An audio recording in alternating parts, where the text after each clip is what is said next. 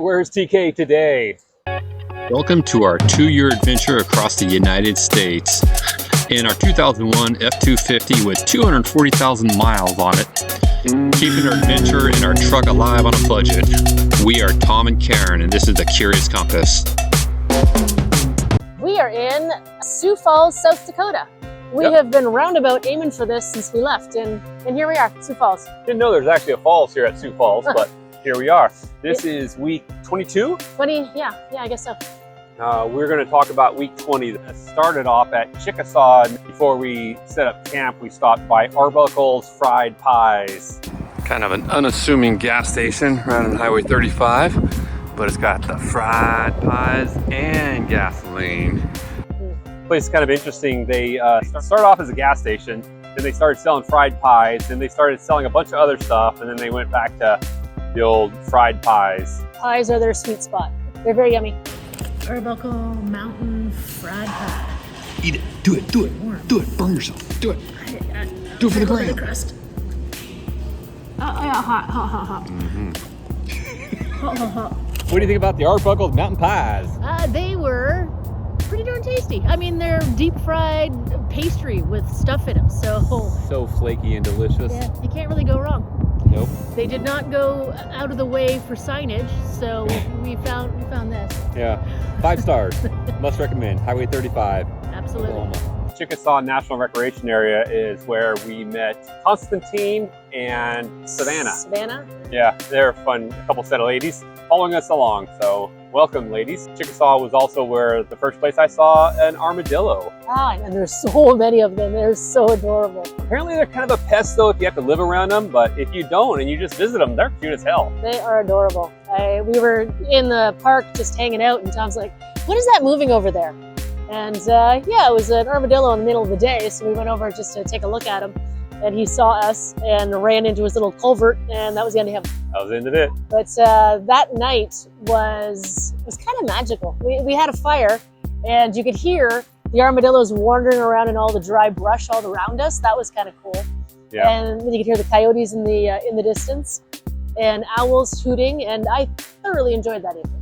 That day we just hung out at the park at the day use area all to ourselves. We set up the Starlink and our laptops and got some work done. Yeah, it's not a bad office for the day. Yeah, it wasn't. We headed to OKC to go check out some stuff there. We stayed with our niece, Mike and Ashley. They gave us a place to stay and a nice warm bed to sleep in. And at a perfect timing, as we were hoping for and didn't experience a tornado. Another tornado. Yeah. Yeah, that was crazy. So they invited us in out of the storm, literally. Their daughter, Sophia, is just such a little gem. She's so pretty. She's adorable. And it took us a minute to warm up to us, but then once, Karen said, show me your room. Oh, she just melted. That was fun. Yeah, she's quite the doll. We did do a lot of things in OKC. We went to the state capitol. Yep, that was a good one. Yeah, that was a good one.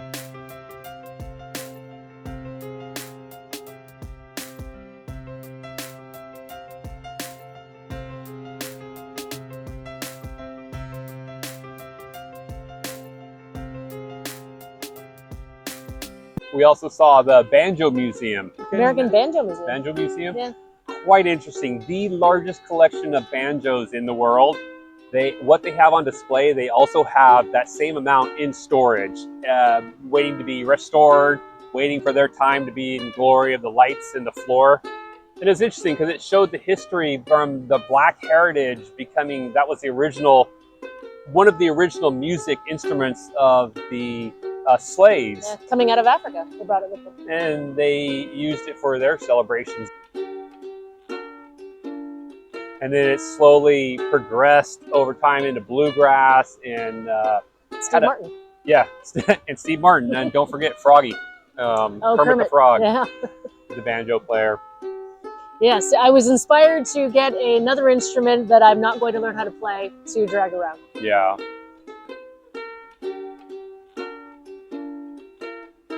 We actually got to play us some banjo. Oh, he's so nice. Yeah, we were asking Bill what the 5th string is for, because not all of them have it. It's a drone. A drone? Drone tone, okay. So it always plays the same note all the time.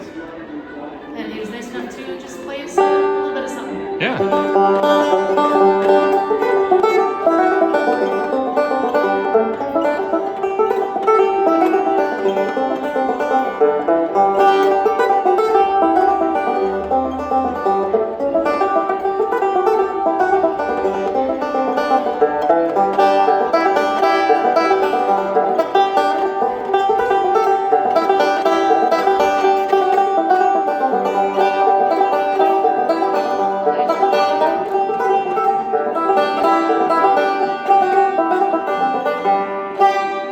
Wow. Thank you, Bill. Thank you.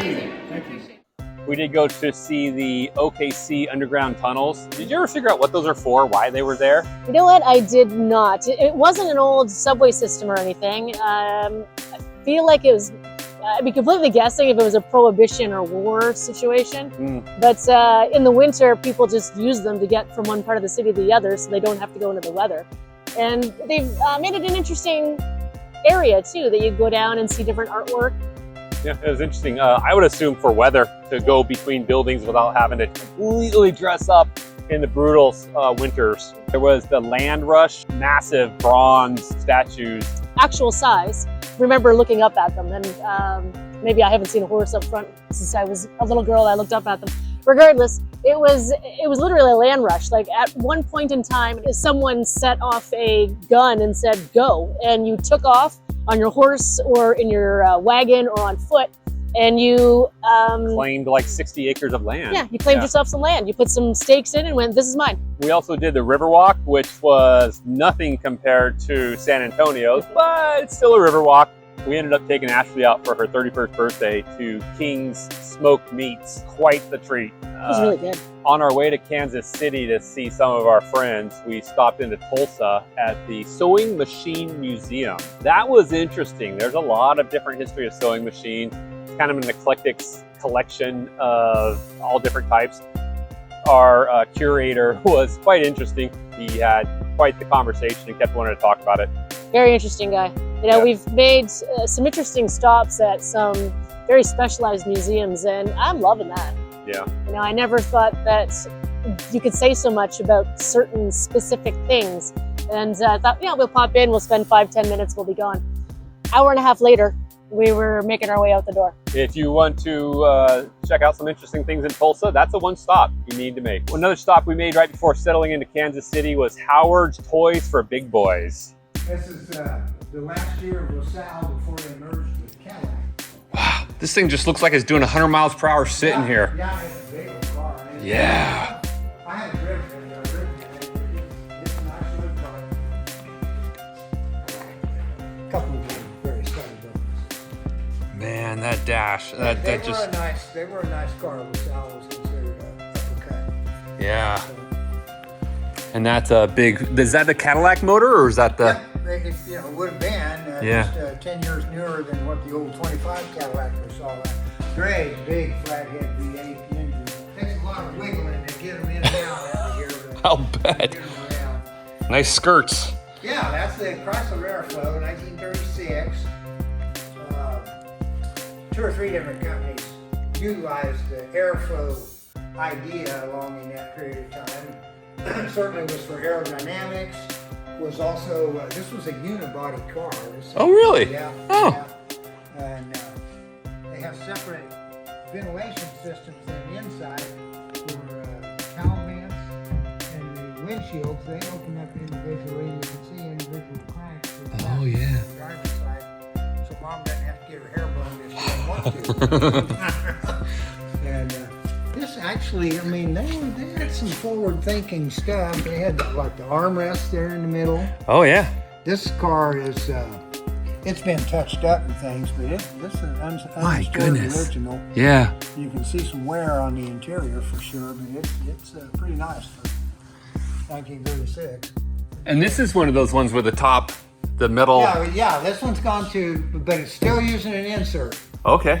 And this car's got some paint damage too, but anyhow, it's just leave it that way. There's another car coming up we'll see that makes a big deal out of having a solid top. Okay. Yeah, Jay that's. Leno's got one of these in Jay Leno's garage show that he has. Uh huh. He did a special edition feature. He gave him a good send off. A lot of good history behind airflow cars. They didn't sell well. Yeah, I don't think I've ever seen one. Yeah, they were just a bit too far ahead of their time, and people didn't buy them as well. They had Chrysler airflow, DeSoto airflow, there was Pontiac airflow. They were kind of a signature type. Yeah. And in 36, they were still having the headlight buckets, right? Yep. They weren't really in the body like this. This is a straight 8 car, so it's going to go fast also. Okay. But as I say, they didn't sell well. So here's a 1936 Chrysler, and in 37 they kind of went back to traditional lines. So 36 and 37. Oh yeah. Obviously, it looks older. Yeah, it does. But that's you have to put out what people want to buy. If you, That's a fantastic car. if not, you'll be going under quick. Yeah. That's a wonderful car. That's right. Yeah. So this is a 37. 37. That's what they call a business coupe. There's no back seat in yet. Oh, look at that. They were real popular with salesmen and that sort of thing. They had a trunk and they could go camping. That is gotta be. Yeah, I mean, I can lay down with that trunk. That's gotta be one of the biggest trunks I've seen. And most of the companies made a business coupe model. I actually priced them before nobody else. Popular for salesmen. I always marvel at how much real estate this car takes up. It's a big car, but there's no rumble seat. It's just a 2-person car. Just for the 2 seats. Would have been a little expensive for back in those days. Doctors and lawyers and these things. It uses a motor meter also. It's a motor out front. And much bigger wheels. Yeah, that's a big car. It's Yeah. a big old car. It does. It has a bigger presence. It seems like everything is upscale.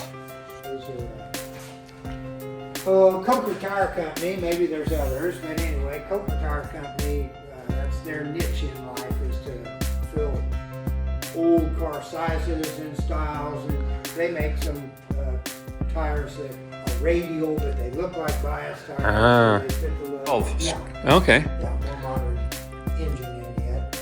That car's got a gorgeous interior. You're welcome to open that. Okay. Oh, I like that feel. Yeah. That heavy. I hear it squeaking out there. Keep the hinges oil. 1936 Chevy. Yeah. It's got all the fancy ornaments on that one. Fender skirts and such things. Oh, Really beautiful little car. Should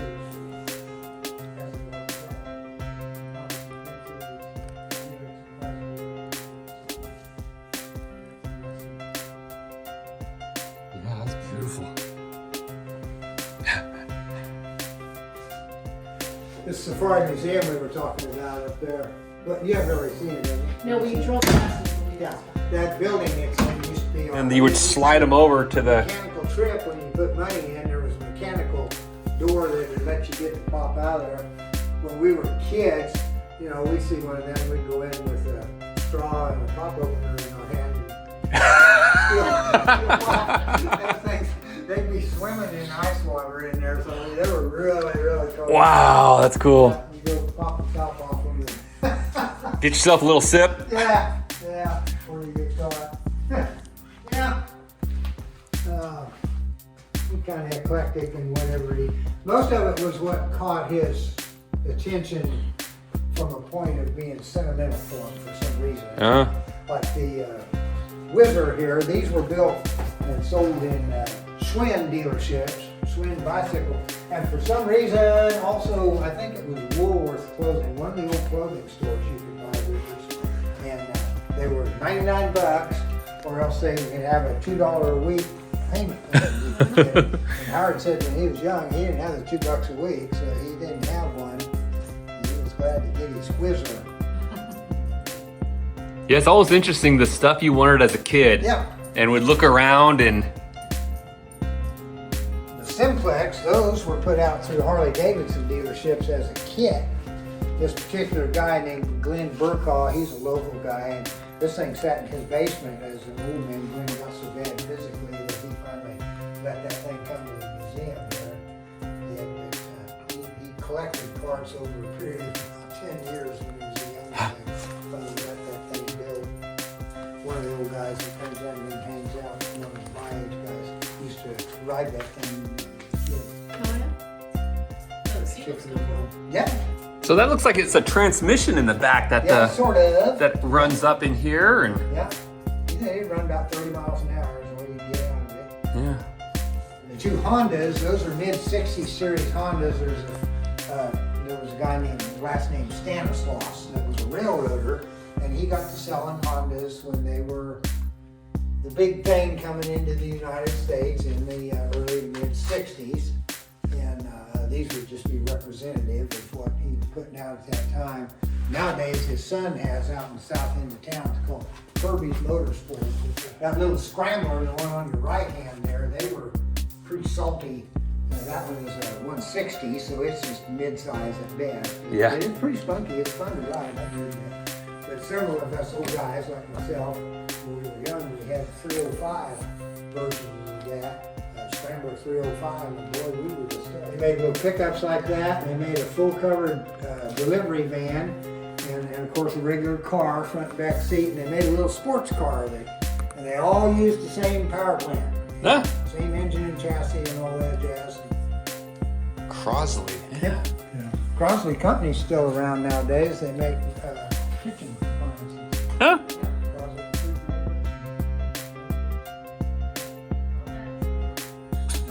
Yeah, Yeah. neat little guy. We call that Tweety Bird.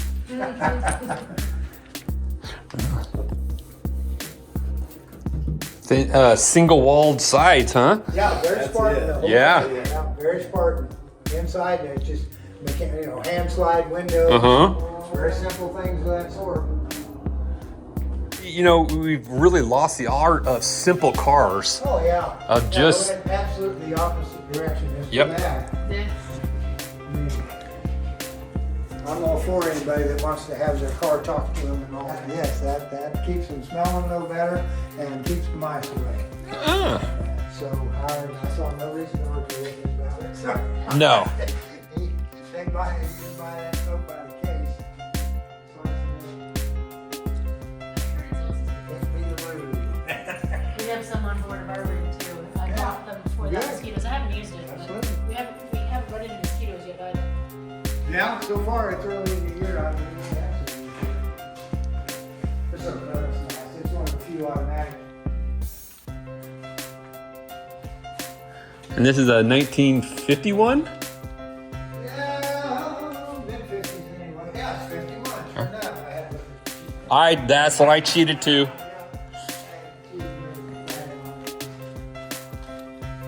Bakers, Studebaker was a good product.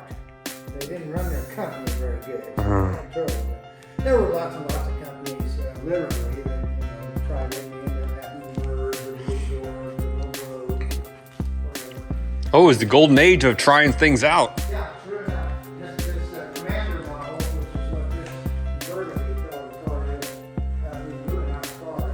Even by today's standards, it's a very comfortable car to travel in. And I see a lot of these cars all suicide doors. Yeah, well, I think that was kind of just a trend, if you will. I like them. I think Yeah. they're cool. I was just curious if they're easier because you got a hinge on a good strong point of I mean, the. that sounds a good idea to me. Yeah. I don't know. I'm not an engineer enough to know. I guess what was the last one was probably the Lincoln. The Lincoln Continental had suicide. Yeah, sure. Up into the 60s. Yeah. Lincoln still has suicide doors. That's the Studebaker. He did a great job showing you around Yeah. too.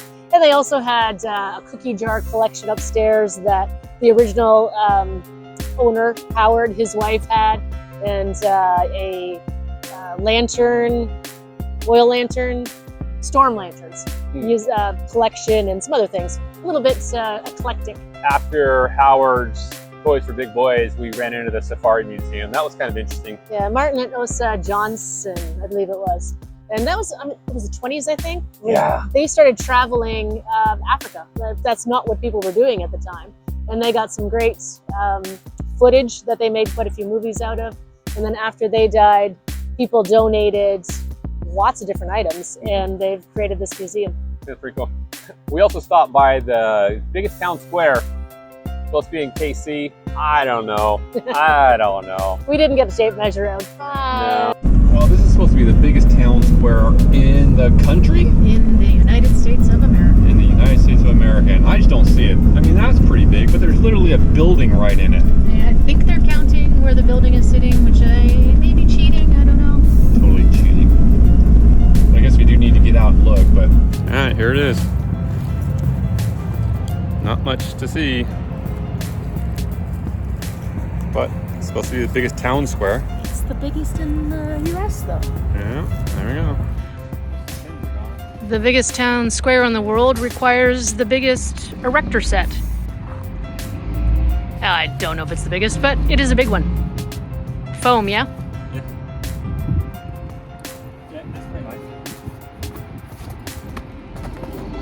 Well, that's a little more interesting. This clock was originally 1905 on top of the courthouse, but then in 1959, it was changed, and the Citizens for Historic Clock Stuff got it.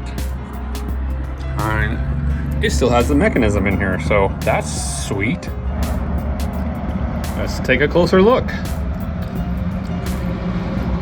Wish that door wasn't locked. How do you like all that stuff? And the drive shaft goes up here to this wheel. And then through a set of gears, it's got a universal joint. Oh my goodness. Apparently the bell still works. There's another universal joint. And then they got probably a 60-to-1 ratio for the time, for the minute into the hours. Glad I wasn't standing under this thing. I was literally under this just minutes ago, wondering, I wonder how this works. Nope. It's probably 1 o'clock, Gabe. Or, yeah, 1. Okay, it was slightly more interesting than I thought it was going to be. The mechanics and the clock and everything like that really brought it together. Yep. If it wasn't for that, I'm not sure this would have been worth the stop. But the clock was cool, and it struck on the hour, so yeehaw. Almost lost fingers on that one. Yeah, it was kind of fun. Yeah, no kidding. If you had your hand in there, you would have. It was accessible. It was a pendulum, I don't know, about this big. Yeah. Okay, maybe this big. And it was, yeah, it was moving, and it was right there you could put your fingers up into. And the last stop until we got to Lori and Rick's place was the Mahafe Stagecoach Museum and farmhouse site. It would have been a lot more interesting if everything was open, but that's the hard thing about running on curb season. A lot of the stuff isn't open on the weekdays, so we didn't get to see the house, and we also didn't go for a stagecoach ride. Karen was able to pet a horse or two. I get to play with the animals, so that makes me happy. That night, we landed at Rick and Lori's. Yeah, I think it's Kansas City, or real close to Kansas City. They're very close too, Yeah. but if you want their address, let us know, we can send it. Yeah, we'll send it to you. They were a lot of fun. We smoked a Brisket, we're talking food before anybody gets any ideas. Yeah, we smoked a brisket while we headed off to Kansas Rocks, which is an off-road park. Lori's got a little Jeep that she's never really four-wheeled, and so we took it out and wheeled it. I give a lot of credit to Lori, who jumps in with both feet, and then anybody else's that are around as well. She's always 100% in. She had not only never been in a Jeep on off-roading, she'd never driven before. So she's like, yeah, let's go do this. And it was a perfect time with Tom there to be able to help her through as well. We actually signed up for a guided adventure, and the guide was not guiding very well at all. You actually do something for love or for money, and you see other people who aren't really up to that caliber. I don't know. It's not the greatest feeling. He was more of a follow me than a guide you. Lori did end up blowing out a sidewall on one of the hills. She drives a stick shift, and stick shifts are very difficult without real low range and big tires off-road. Yeah. I swear I've watched all those YouTube videos, and I am technically YouTube certified at lockpicking yet. Here we are.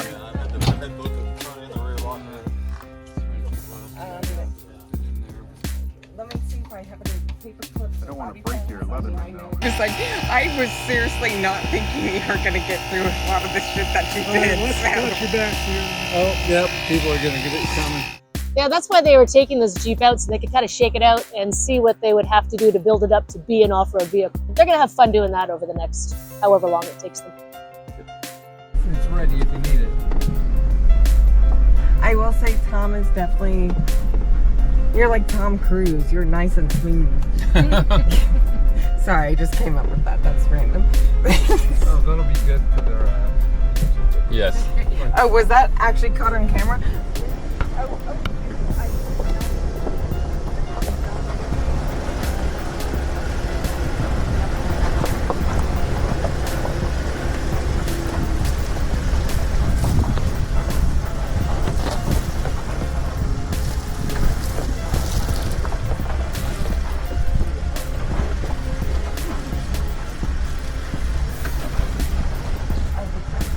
Turning right, staying right.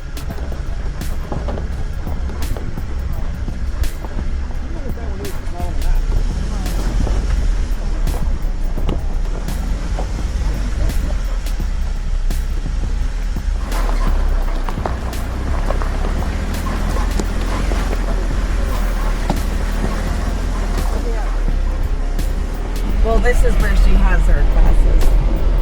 Oh, she's gonna bring it back up. Yep.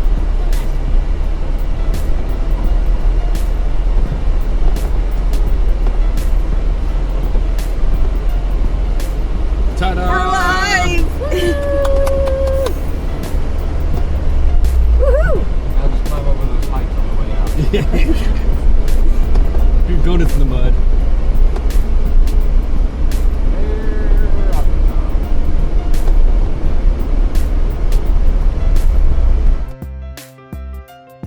The next day we walked to the hardware store and went to go get a burger. It's cold. It was so cold, but the Started burger was snowing. really good. Oh yeah, do you remember the place we went to? It was really good. It's called the Shake Shack. It was Shake Shack. Not the chain. I think there's a chain Shake Shack, but this was like Yeah, this little is a really hole. old building. I mean, it was a really old one. Very good burger, great onion rings, 5 stars. And that was week 20. Like and subscribe and follow along, and we'd love to have you come along on our adventure. Yep, happy trails. See you out there.